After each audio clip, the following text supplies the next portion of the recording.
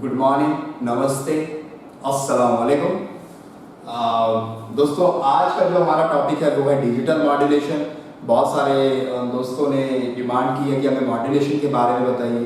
देखिए दोस्तों, मैं आपको चीज़ बता दूं कि मॉड्यूलेशन का कॉन्सेप्ट हमारे सभी स्टूडेंट्स आप सभी पढ़ते हैं, लेकिन कभी किसी को याद नहीं होता, कभी किसी को क्लियर नहीं होता। आज मैं आपको जो तरीका बताने जा रहा हूँ डिजिटल मॉड्यूलेशन का, ये आपको पूरे YouTube पे कहीं नहीं मिलेगा। मेरे फंडे अपने ही होते हैं, वो बात अलग है कि हालांकि ये कोई मतलब अभी तक बहुत ज़्यादा लोगों तक पहुंचा नहीं है, बट मुझे उम्मीद है कि एक दिन ऐसा आएगा जब ये फंडे सभी जगह देखे जाएंगे, सुने जाएंगे, राइट। तो चलिए कोशिश करते हैं। तो आज मैं आपको जो तरीका बताने वाला हूँ, आई होप आपको एक ही बार में समझ आ जाएगा। नहीं आता है तो आप दोबारा मेरे वीडियो को देखिएगा, ठीक है। मैं अपना परफेक्ट शॉट देने की कोशिश करूँगा, राइट। ओके, और उन सभी लोगों का शुक्रिया जिन्होंने मेरे चैनल को सब्सक्राइब किया है, लाइक किया है।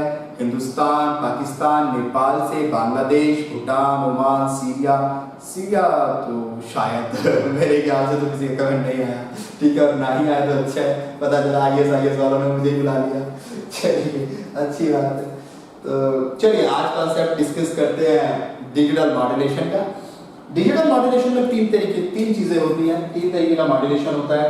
पहला होता है ASK, दूसरा होता है FSK, तीसरा होता है PSK। ASK stands for amplitude shifting, FSK stands for frequency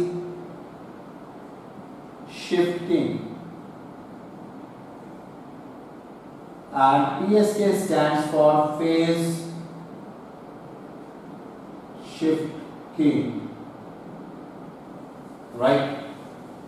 ASK, FSK, PSK तीन तरीके की डिजिटल मॉड्यूलेशन टेक्निक होती है।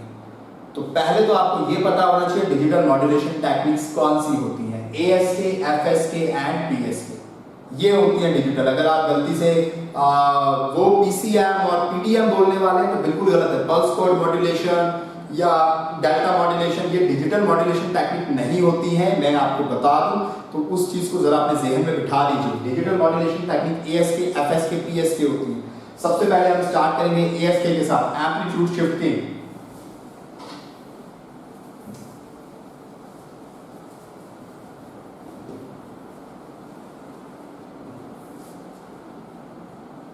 एम्पलीट्यूड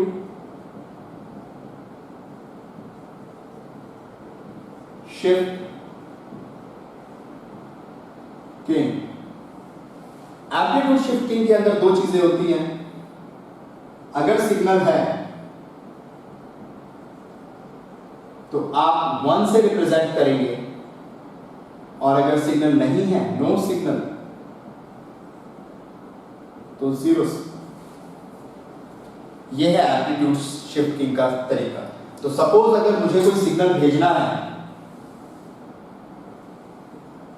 मुझे कोई इंफॉर्मेशन भेजनी है, और इंफॉर्मेशन है 1101 सपोज, तो 1 पे आप सिग्नल भेजेंगे यानी सिग्नल होगा, और 0 पे कोई सिग्नल नहीं है यानी ये मेरा सिग्नल है, ये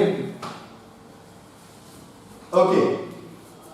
वेल, सो अगर मेरे पास सिग्नल है 1101, मुझे ये भेजना है, तो मैं कैसे भेजूंगा, सवाल ये है। तो 1 के लिए जैसे मैंने लिखा है सिग्नल, तो ये मेरा सिग्नल है, और 0 के लिए नो सिग्नल। तो अगर मुझे 1 भेजना है तो मैं सिग्नल दूंगा, अगर मुझे 1 भेजना है तो मैं सिग्नल दूंगा, 0 भेजना है तो कोई सिग्नल नहीं, 1 भेजना है तो सिग्नल।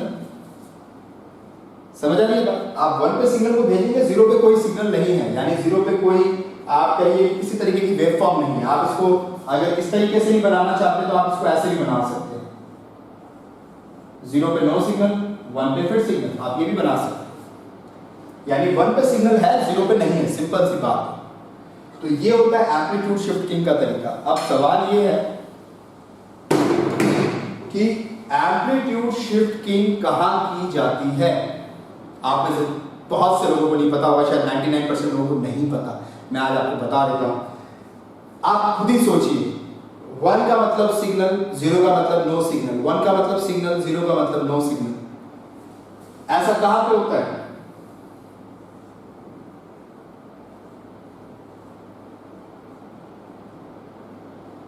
Optical fibre.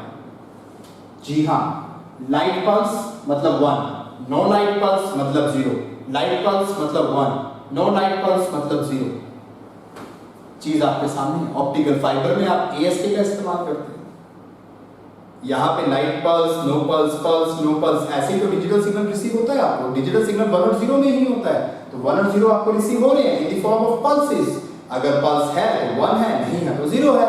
तो उसके लिए आप किस टेक्नोलॉजी का इस्तेमाल, किस टेक्निक का इस्तेमाल करेंगे? ASK। आई होप आज आपको ये समझ आया होगा, मजा आ रहा होगा। अब चीजें मजेदार होती जाएंगी, राइट? अभी और देखना आपकी अभी कैसे हमारा डेटा रेट बढ़ता है, स्पीड कैसे बढ़ रही है मोबाइल में, आज मैं आपको बताऊंगा, राइट? तो चलिए ASK की बात हो गई। ASK के बाद अब हम दूसरे कॉन्सेप्ट पे आते हैं, तो वो है FSK का। जो दूसरी मॉड्यूलेशन टेक्निक है हमारी वो है FSK।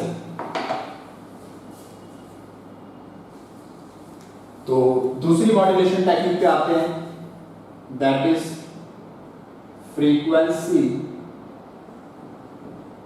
Shift FSK। इसमें क्या करते हैं, इसके अंदर फ्रीक्वेंसी को शिफ्ट करते हैं। तो इसके लिए अभी हम एक काम करते हैं, इसके लिए हम एक रेफरेंस सिग्नल बना लें। चलिए नहीं बनाते, एक काम करते हैं, 1 के लिए जो फ्रीक्वेंसी लोगे वो आप हाई फ्रीक्वेंसी लोगे कुछ इस तरीके से, और 0 के लिए जो लोगे वो आप कुछ ऐसी फ्रीक्वेंसी लोगे, कुछ वैरी करती हुई फ्रीक्वेंसी लोगे। समझ आ गई बात? तो अब अगर आपने फ्रीक्वेंसी शिफ्टिंग करना है और आपने सिग्नल भेजना है कोई 1 1 0 1, ये सिग्नल आपको भेजना है, तो 1 के लिए हायर फ्रीक्वेंसी, एम्पलीट्यूड आप सेम रखिएगा। 0 के लिए लोअर फ्रीक्वेंसी, सॉरी 1 है तो यहां पर भी हायर फ्रीक्वेंसी। 0 के लिए लो फ्रीक्वेंसी एंड देन 1 के लिए हाई फ्रीक्वेंसी। तो कुछ इस तरीके से आपका सिग्नल आपको नजर आएगा, हाई फ्रीक्वेंसी, लो फ्रीक्वेंसी, फिर हाई फ्रीक्वेंसी, फिर लो फ्रीक्वेंसी। तो ये हायर फ्रीक्वेंसी यानी 1, लोअर फ्रीक्वेंसी यानी 0। तो फ्रीक्वेंसी शिफ्टिंग कुछ ऐसे चलती है, राइट? ये आप अपने FM में इस्तेमाल कर सकते हैं, लेकिन हिंदुस्तान में तो अभी हम लोग नहीं कर रहे हैं, मेरे ख्याल में स्वीडन में इस्तेमाल होने लगा है। तो डिजिटल मॉड्यूलेशन टेक्निक की हेल्प से जो वहाँ पे FM चल रहा है, तो वहाँ पे FSK का आप इस्तेमाल कर रहे हैं। बाकी बहुत जगह इसका इस्तेमाल होता है, राइट? तो FSK कुछ इस तरीके से होता है, जहाँ पे हायर फ्रीक्वेंसी से 1 को रिप्रेजेंट करते हैं, लोअर फ्रीक्वेंसी से 0। नंबर ऑफ वेवफॉर्म्स ज़्यादा है यहाँ पे, आप कह सकते हैं पर सेकंड, तो वो आप देख सकते हैं। अब जो इम्पॉर्टेंट है, जो सबसे इम्पॉर्टेंट है, उस पर आते हैं, बिकॉज ये तो बेसिक था, ASK FSK। टेलीकॉम के अंदर जिस टेक्निक का हम इस्तेमाल करते हैं उस टेक्निक का नाम है PSK। PSK के वर्जन्स हम लोग इस्तेमाल करते हैं। तो सबसे पहले बेसिक पे आते हैं, दैट इज फेज शिफ्ट की। ये सबसे इंपॉर्टेंट है और ये आपको कहीं नहीं मिलेगा YouTube पे, राइट? फेज शिफ्ट की। अब हम इसको समझने जा रहे हैं, ये कैसे होता है, राइट? इसके लिए आपको 3 चीजें, 2 काम इंपॉर्टेंट हैं। पहला, आपने रेफरेंस सिग्नल बनाना है और एक कॉन्स्टेलेशन डायग्राम बनाना है। तो मेरा जो रेफरेंस सिग्नल होगा वो हमेशा मैं साइन वेव लेकर चलूंगा, तो आपने हमेशा यही लेना है, this is my reference signal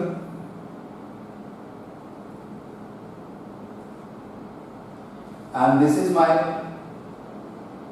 constellation diagram. This is my constellation diagram. अभी बनाया नहीं है, बना रहा हूं, पानी पीने के बाद।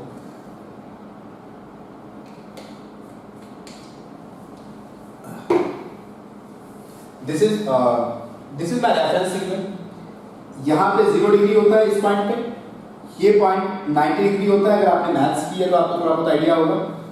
ये जो पॉइंट होता है इसे 180 डिग्री बोलते हैं, ये जो पॉइंट होता है इसे 270 डिग्री बोलते हैं, और वेव फॉर्म यहाँ पे कंप्लीट हो जाती है, इसे 360 डिग्री बोलते हैं। बिकॉज इसके बाद जब आप इस लाइन को आगे बढ़ाओगे तो यानी ये रिपीट हो रही है इसी तरीके से और ऐसे ही बनेगी, यानी यहाँ पे मेरी वेव फॉर्म कंप्लीट हो गई, ये उसकी एक साइकिल कंप्लीट हो गई। समझ में आ रही है? अब तो यहाँ 360 हो जाता है, ठीक है? इसे बोलते हैं रेफरेंस सिग्नल। अब अगर मैं कॉन्स्टेलेशन डायग्राम की बात करूं PSK में, तो सबसे पहले मैं बेसिक ले लेता हूं PSK का, that is BPSK। Binary phase shifting, अभी मैं इसको ले लेता हूं, बाइनरी फेज शिफ्टिंग। तो बीपीएसके का मतलब बाइनरी, बाइनरी मतलब दो, यानी दो ही फेजेस है मेरे पास, या तो 0 है या तो 0 डिग्री है या फिर 180 डिग्री है, दो ही फेज है, फेज मतलब एंगल, तो दो ही फेज मैंने ले लिए। 0 डिग्री पे मान लो 0 है, 180 डिग्री पे 1 है, क्योंकि बाइनरी की बात हो रही है, तो 0 और 1 आपके पास दो ही बिट है। अब सपोज आपको जो सिग्नल भेजना है वो भेजना है 0 1 0 0, ये सिग्नल आपको भेजना है। तो कैसे जाएगा सिग्नल आपका? अब आप देखिए 0, मुझे 0 भेजना है, 0 यहां पे है, 0 के लिए फेज कितना है 0 डिग्री, यहां पे आ जाएगी, पहले यहां देखेंगे फिर यहां देखेंगे, 0 डिग्री यानी 0 डिग्री तो यहां है, यानी वेवफॉर्म यहां से स्टार्ट हो रही है, तो आप यहां से लो इस तरीके से एक वेवफॉर्म पूरी बनाओगे, एक पूरी वेव आप बनाओगे। अब आपने देखा 1 कहां पे है, यहां पे है, 1 के लिए एंगल कितना है 180 डिग्री, 180 डिग्री यहां देखो कहां पे है, ये रहा, यानी 180 का पॉइंट यहां से स्टार्ट है, तो आपको भी वेवफॉर्म यहां से स्टार्ट करनी है और कहां तक जाएगी, पूरी वेवफॉर्म बनानी है, यानी जहां से रिपीट होनी शुरू हो जाए, यानी जहां ये शुरू हुई है वहीं खत्म होगी, तो यानी 180 यहां से स्टार्ट है, तो आप वेवफॉर्म यहां से ही स्टार्ट करोगे ऐसे नीचे की तरफ, क्योंकि ये 180 नीचे जा रहा है, तो नीचे की तरफ आप ऐसे स्टार्ट करोगे, ऐसे जाओगे और यहां लाके खत्म करोगे, क्योंकि यहां के बाद जैसे बढ़ाओगे चीज रिपीट होने लगेगी, आपको एक वेवफॉर्म पूरी बनानी है। समझ आ गई बात? आपने 1 बना दिया, 0 बनाना है, अगला सिग्नल 0 भेजना है, फिर 0 से, यानी सेम वेवफॉर्म रिपीट हो जाएगी, फिर 0 है यानी फिर यहीं से स्टार्ट होगी, फिर इस तरीके से। ये है बीपीएसके। अगर आपको बीपीएसके में सिग्नल भेजना है तो कुछ ऐसा दिखेगा आपका सिग्नल, अगर आपने 0 1 0 0 भेजा है, आप ध्यान से देखिए, इसमें कोई डाउट नहीं होना चाहिए। आप मेरा वीडियो दोबारा से एक बार पीछे करके देख लें अगर आपको थोड़ा सा कंफ्यूजन लग रहा है, राइट। तो ये हो गया बीपीएसके। अब इसके एडवांस वर्जन पे आते हैं। बीपीएसके के बाद आया QPSK, that is quadrature phase shift keying. अब क्वाड्रेचर फेज शिफ्ट किंग आया। अब इसमें क्या करेंगे, अब की बात क्वाड्रेचर की बात हो रही है, यानी 4 फेजेस की बात हो रही है। फेजेस तो मेरे पास 2 ही हैं, यानी 2 फेज और लेने पड़ेंगे। ले लेते हैं, एक यहां ले लेते हैं 90 डिग्री, एक यहां ले लेते हैं 270 डिग्री। अब की बार मैं क्वाड्रेचर की बात कर रहा हूं, राइट। बीपीएसके हटा देते हैं। तो क्वाड्रेचर में 4 फेजेस होते हैं, 0 90 180 270, 4 फेजेस हमने ले लिए। रेफरेंस सिग्नल यही रहेगा, 4 फेजेस ये रहे, 0 90 180 270, 4 फेजेस मेरे हो गए। सिग्नल जो मुझे भेजना है वो मुझे ये नहीं भेजना। अब की बार मैं ये नहीं भेज सकता। क्यों नहीं भेज सकता? क्योंकि मेरे पास 4 फेजेस हैं, 0 और 1 तो 2 ही बिट है। 4 फेजेस को दिखाने के लिए 2 बिट में कैसे होगा? अगर इसको 0 दे दिया, इसको 1 दे दिया, इनको क्या लिखूं? दोबारा 0 तो नहीं लिख सकता। तो अब की बार आपको क्या लेना पड़ेगा, 0 0 0 1 1 0 1 1। अब की बार आपको ये लिखना पड़ेगा 0 0 0 1 1 0 1 1। ये हमेशा 2 की पावर में चलता है, 2 की पावर k हमेशा ऐसे चलता है, ठीक है। तो अब आपने ले लिया, जैसे 2 की पावर k है, जैसे क्वाड्रेचर की बात होगी 4, तो 4 का मतलब हो गया 2 की पावर 2, यानी 2 बिट का रिक्वायरमेंट है। अगर यहाँ पे 8 हो जाएगा तो 2 की पावर 3, यानी 3 बिट्स कम से कम चाहिए आपको। 3 बिट लोगे आप 0 0 0। तो अब मेरा ये सिग्नल हो गया। अब मैं जो वैल्यू भेजूंगा वो भेजूंगा 0 1 1 0 0 0 1 1। सपोज मुझे ये भेजना है,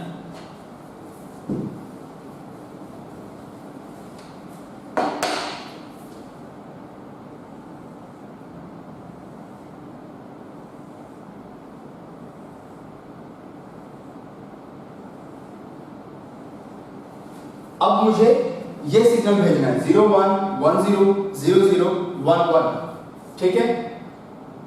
ये सारी चीजें मेरे पास है। 0 1 अगर मुझे भेजना है, 0 1 के लिए मुझे कहां से स्टार्ट करना है, 90 डिग्री, यहां पे दिखा रहा है, तो 0 1 90 डिग्री, 90 डिग्री का 90 डिग्री यहां से स्टार्ट है, यानी ये जो वेवफॉर्म है आधे से, यहां से स्टार्ट, आधा वेवफॉर्म निकलने के बाद से स्टार्ट। तो आपको भी आधे से लेना है, वेवफॉर्म ऐसे स्टार्ट होता है, आप आधे से लोगे क्योंकि आधे से स्टार्ट हो रहा है ना, ये देखो यहाँ पे लाइन लगा रहा हूं, ऐसा दिख रहा है कुछ, तो आपको भी ऐसा ही बनाना पड़ेगा और यही लाके खत्म करना पड़ेगा।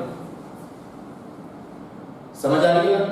अब आपको 10 लेना है, 180 डिग्री, 180 डिग्री अभी पहले भी बनाया था आपने, यहां से स्टार्ट होगा नीचे से, इस पॉइंट से, हमेशा वहीं से स्टार्ट करना जिस पॉइंट से बनना है। आप ऐसे स्टार्ट करेंगे और यही लाके खत्म करेंगे। अब आप 0 की बात करेंगे, वो तो 0 डिग्री पे ही है, तो सिंपल साइन वेव आपको बनानी है। 0 डिग्री यहां से स्टार्ट है इस पॉइंट से, तो आपको इसी पॉइंट से बनानी है। और 1 आपको दिख रहा है 270 नीचे के नेगेटिव पार्ट, ये जो एक्सिस है इसके नीचे से आधे से स्टार्ट करना है आपको, यानी आप यहां से स्टार्ट ऐसे और यही लाके खत्म करेंगे। अब आपको QPS के कुछ ऐसा दिखेगा, इसमें